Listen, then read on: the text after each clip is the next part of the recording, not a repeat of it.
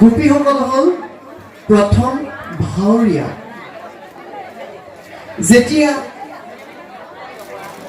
গোপীসকলৰ সৈতে ভগৱন্ত কৃষ্ণই ক্ৰীড়া কৰিছিল, তেতিয়া গোপীসকলৰ মনত অহংভাৱৰ সৃষ্টি হৈছিল।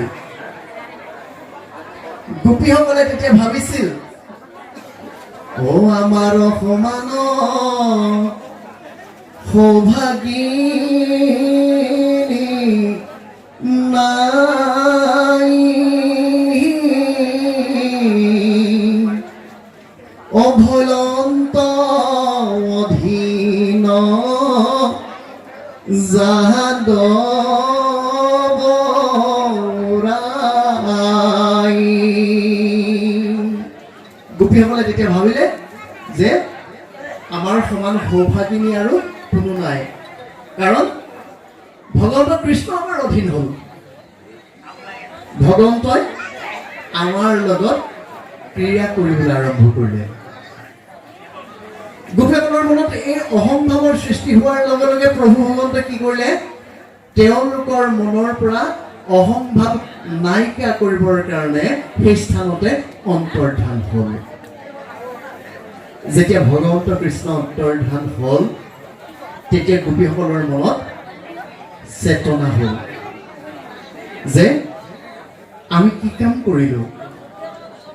পূৰ্ণ কৃষ্ণ ভগৱন্ত, যাক ব্ৰহ্মা শিৱ আদি মহাযোগীসকলেও সাক্ষাৎ কৰিব নোৱাৰে, সেই কৃষ্ণক আমি হাততে পায়ো আমাৰ অহংভাৱৰ কাৰণেই আমি হেৰুৱাবলগীয়া হ'ল। তাৰপিছত তেওঁলোকে কৃষ্ণক বিচাৰিবলৈ আৰম্ভ কৰিলে। বৃন্দাবনৰ গছ, লতিকা, তৰু, তৃণ, উচ্চ বৃক্ষ সকলোকে কৃষ্ণৰ বতৰা সুধিলে, কিন্তু তেওঁলোক নিৰাশ হ'ল।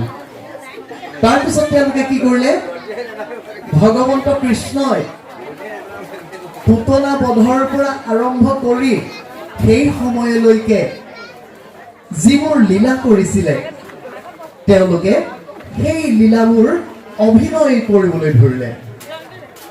কোনো এগৰাকী গোপী যদি কৃষ্ণ হৈছে, কোনো এগৰাকী গোপী আকৌ পুতলা হৈছে, কোনো এগৰাকী শকত অসুৰ হৈছে, কোনো এগৰাকী বৎসাসুৰ, কোনো এগৰাকী বকাসুৰ, কোনো এগৰাকী অঘাসুৰ, কোনোৱে আকৌ কি কৰিছে, গোবৰ্ধন ধাৰণ কৰিছে, কোনোবাই কি কৰিছে, কৃষ্ণ হৈ কালিয় দমন কৰিছে।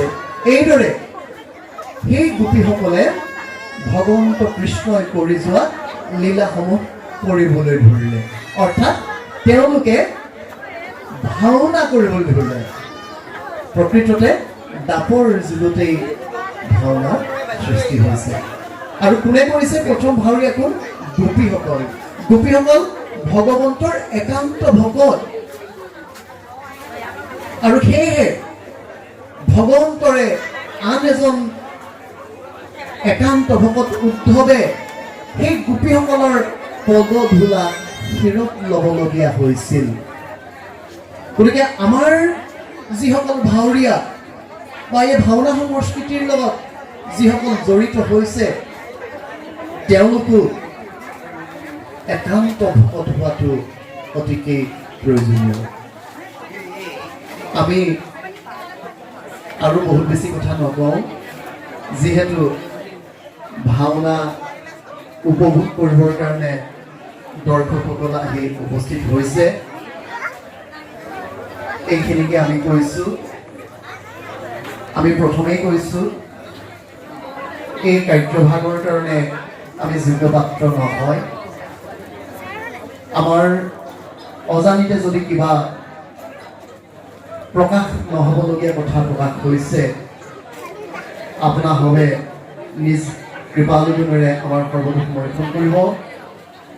আৰু এইকণ সুবিধা, এইকণ সুযোগ প্ৰদান কৰি আমাক যি সন্মান প্ৰদান কৰিলে, সেয়কে সমস্তৰ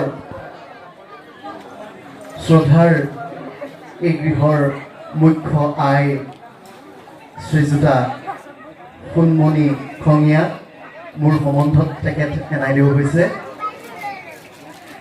তেখেতৰে 2 সুযোগ্য পুত্ৰ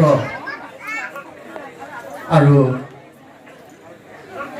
এই গৃহৰ বোৱাৰীগৰাকী আমি এই পৰিয়ালটোলৈ আমাৰ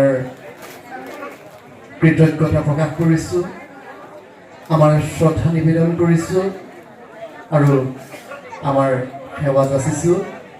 শেষত আমি ভগৱন্ত পুৰুষৰ চৰণত এভাগী সেৱা ধৰিছোঁ। মহাপুৰুষ মাধৱ গুৰুজনাই ৰত্নাৱলীত লিখিছে যে যাৰ যি কামনা সেই কামনা প্ৰভু ভগৱন্তই পূৰণ কৰে। আমিও আশা কৰিছোঁ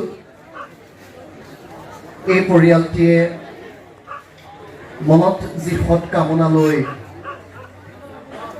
মহাপুৰুষ গুৰুজনাৰ অপূৰ্ব সৃষ্টি ভাওনা ভাগি আগবঢ়াইছে, তেখেতসকলৰ মনোকামনা পূৰণ কৰক।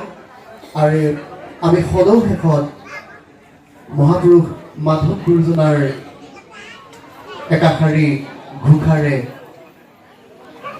ভগৱন্তৰ চৰণত প্ৰাৰ্থনা জনাইছোঁ, লগতে সমস্তজনৰ চৰণত প্ৰাৰ্থনা জনাইছোঁ। হও আমি যত জীৱ তোমাৰ পালন, হৰি হৰি হৰি হৰি।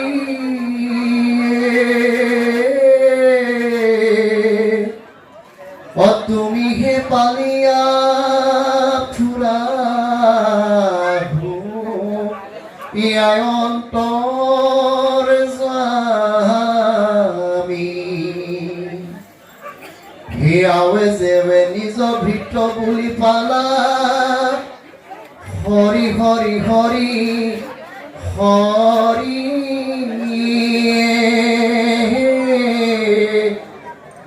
অতেবেহে কৃপাল কৃত কৃত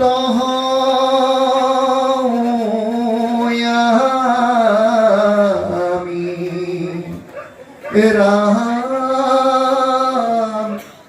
তেবেহে কৃপাল কৃত কৃত